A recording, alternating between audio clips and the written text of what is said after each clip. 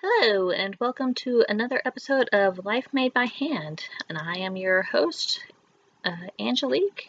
And today I'm going to be working on the top part of a skirt that I started working on.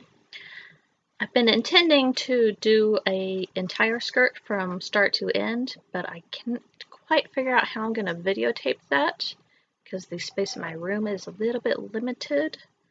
And you need a little bit more space than I have to properly show how to cut the skirt out. It's not that complicated, it's just that the skirts are a certain length and my table is not. So it takes a little bit of flailing about to get it properly cut. These skirts are very, very simple skirts that I use. They are basically your waistline measured, and you multiply that.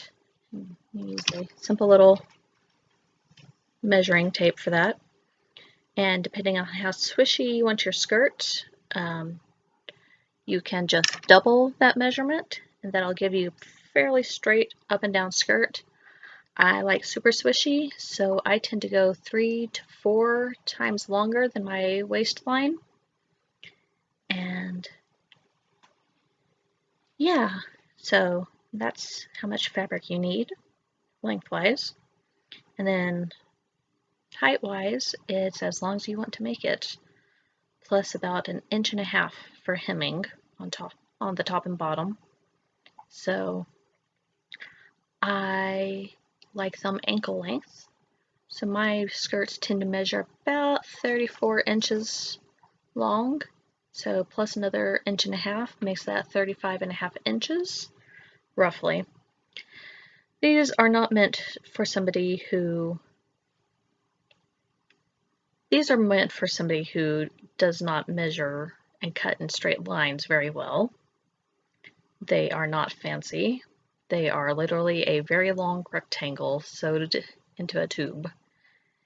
And the top varies. This is actually going to be the second skirt that I've used a tie closure with. So this is literally the same fabric that I just cut a piece off of and folded it up to hide the raw edges and sewed shut. And you can see the top there is not the most elegant things, and I'll probably knot this to keep it from going where it wants to go.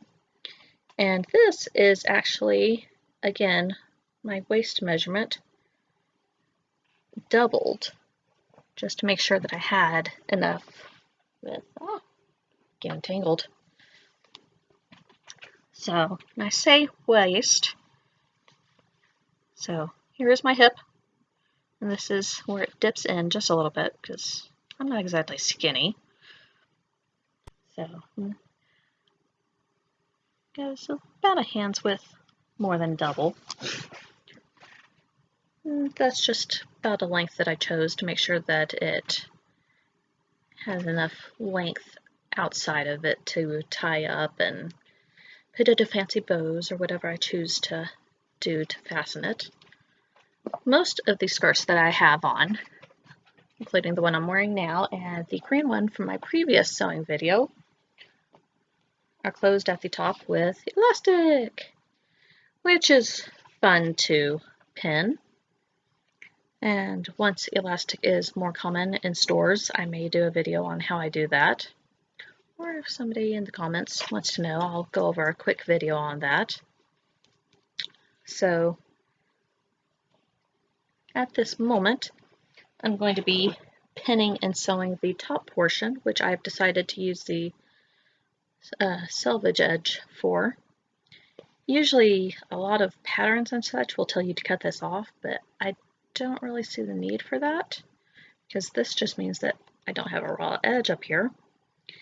And since I'm planning to use a tie closure instead of and it's not going to be a bottom hem that's getting worn apart, I can just fold it over more straight than that. And as long as there's enough for a channel up here, which, given the size of the tie closure, probably about my fingertip, is all the tie that it needs. So I'll just do that. I know it's a little bit more than 1 inch, but again, exact measurements are not the biggest of deals here. So either way, with either a tie closure or the elastic, there's not a lot of cutting. It's very long rectangle and then smooshed up at the top so it flows at the bottom. And these are generally called peasant skirts, or I've seen the term gypsy skirt, but since gypsy is usually considered a term, a slur by non-Roma folk, I'm going to avoid it and just call it peasant skirts. And yeah.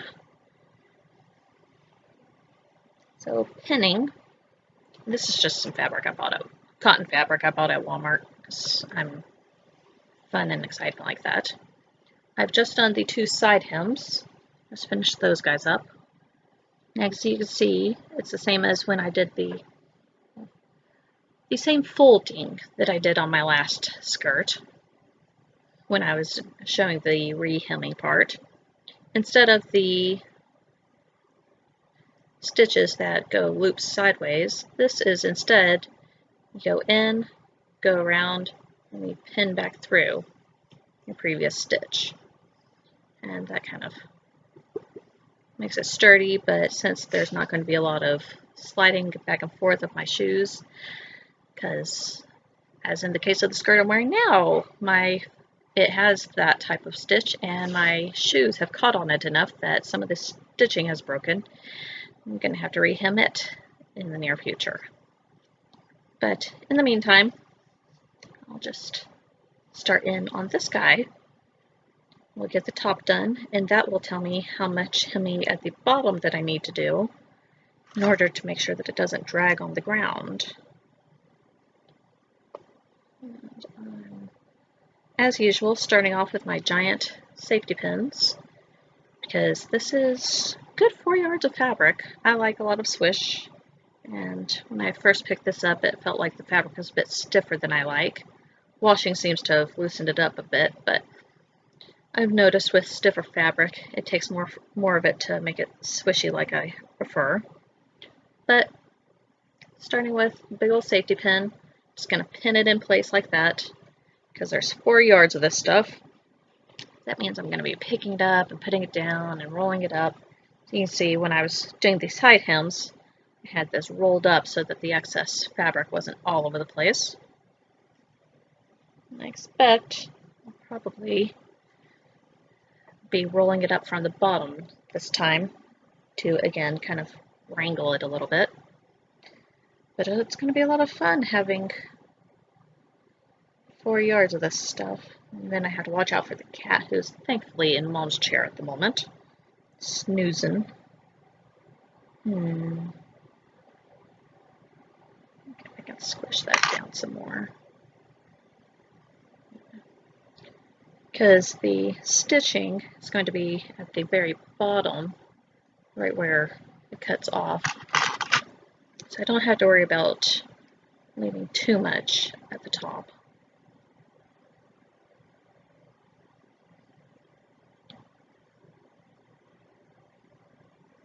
I need enough space to put the safety pins, or straight pins, excuse me. Words, how do they work? And so these are the newer small pins that I've been using. Then I rediscovered that I had indeed brought my own sewing kit, so now I've got the slightly bigger ones with bigger balls on the top. But they're also longer, so when it comes to fine bits, like with the tie, I've been using the smaller ones, because it's just easier.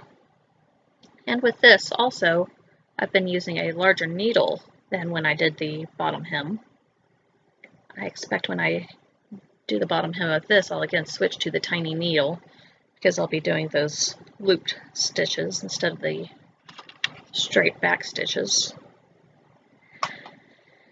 And I hope any viewers that I have been doing all right. Why is the light changing? We don't have the lights on in the living room at the moment, so all natural light, so mostly just working off what sunshine is coming through. And these pins do not need to be terribly close. Even this is probably closer than I actually need it, since as I'm not folding it twice, it's just the straight edge. It's pretty much just enough to keep it done.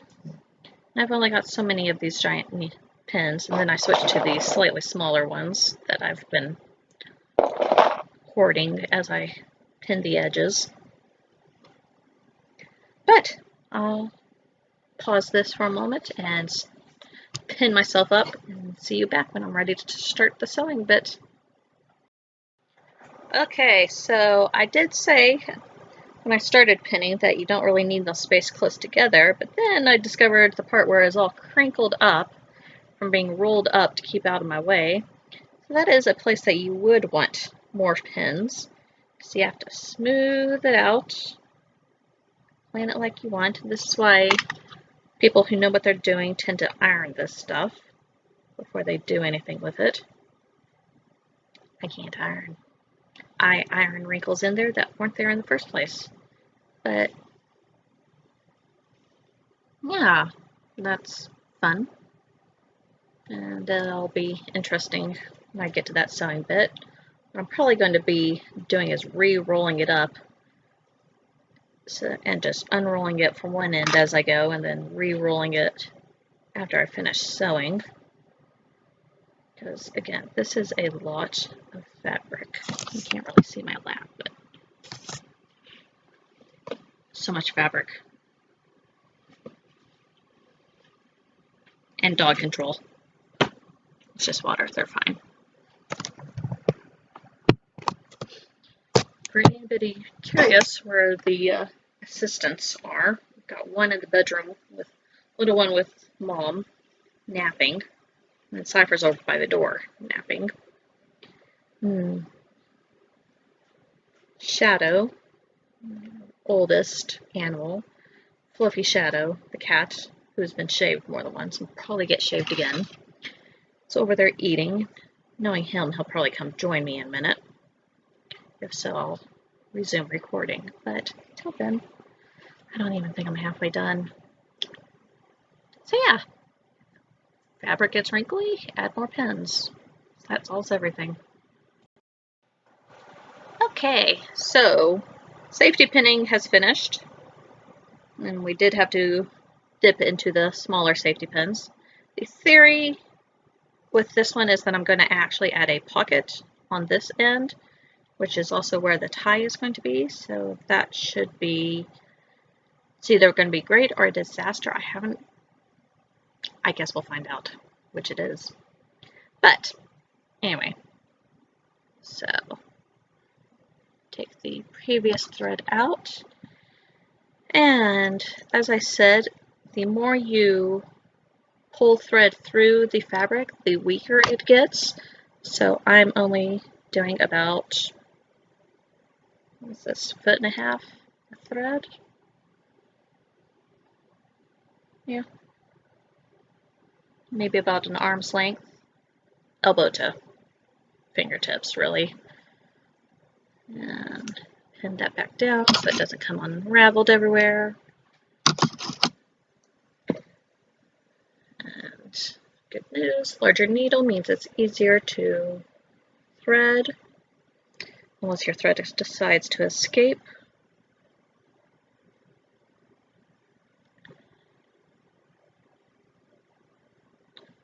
And I was taught to fold it in half and tie a knot at the very end. And looser weave means a bigger knot. You can also sew by just having it keeps the thread together. I know it's kind of gross, but it hasn't killed me yet. Some people are taught to just fold it over and have one strand going. I've seen a woman sewing lace like that, which I thought was very impressive, and I told her so with those. Yeah, very fine and frilly. But I was taught this. It makes it easier for me to make knots and such. And then we simply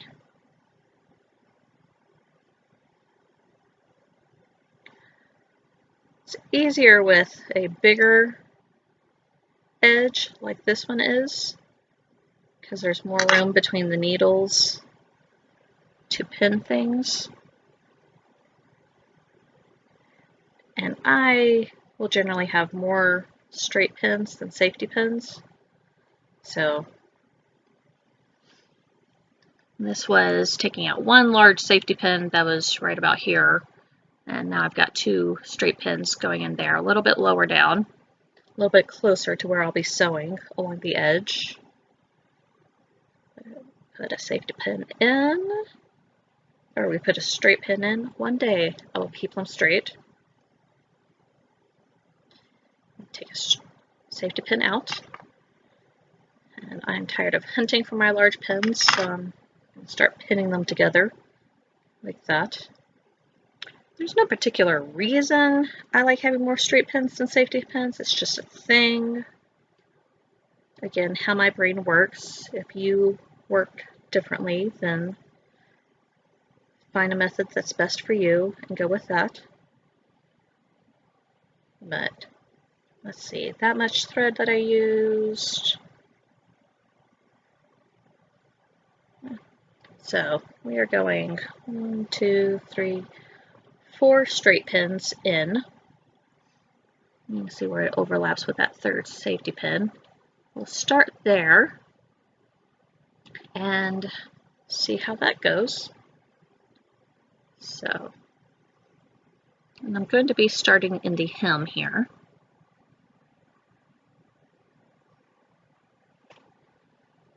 So, just a little bit in.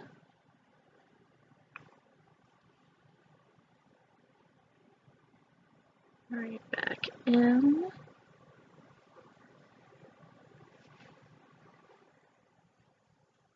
Make sure you can see what's going on there. So, facing that way, we went in here and then came back out a little bit more. If I'm looking at it straight on, it's to my right. Pull most of the thread through, and then for my first stitch, I like to go through that hook at the top, at the end of the thread, and pull it not tight, but taut. And then, because this is the hem, I'm going to go just a tiny bit past where I can feel that edge and not stick my needle in far enough for it to stick.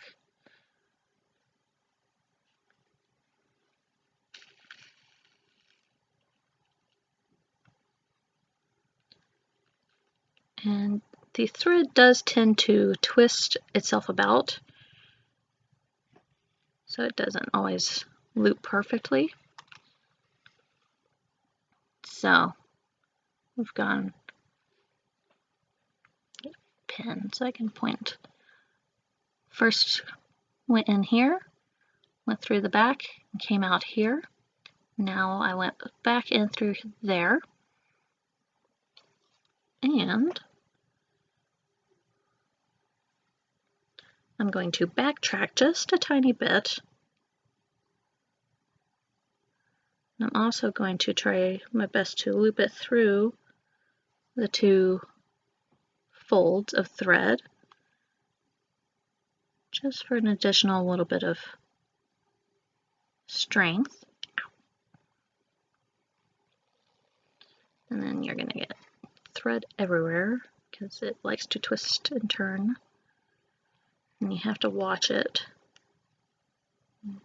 Make sure that you catch this kind of thing before it pulls tight and turns into an actual knot. Make sure it also doesn't loop onto your pin there. Good reason to use a straight pin instead of a safety pin, because it's very easy if it gets hooked to just pull the straight pin out. So it will pull tight, taut on the back, and then you very slowly do so on the inside.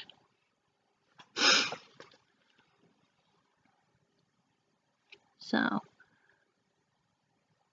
pushed it through here and then it came it right back out here. And I'll do another thread to show a little bit better.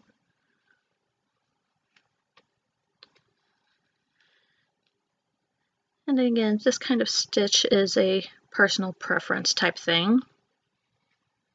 So now you can see, pushed it through to the front side and pulled it back out through here. And then I'll go and catch the thread with the needle, because sometimes that's the easiest. I like using this stitch up here because this part is going to be pulled, scrunched up tight. Hey, safety pin's escaping. And it's going to end up being folded up tight. So these stitches will get loose.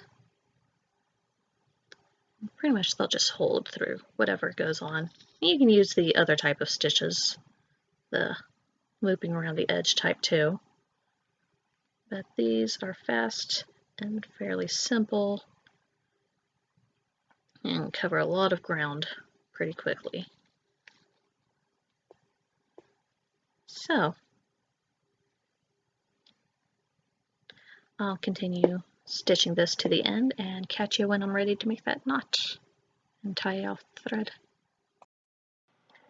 So usually it takes a little bit of experience and practice and knowing your specific needle, but I think at this point I'm about one more stitch away from needing to tie it off, because you come to a certain point and you don't have enough thread to tie it off, at which point you just kind of cross your fingers and hope for the best.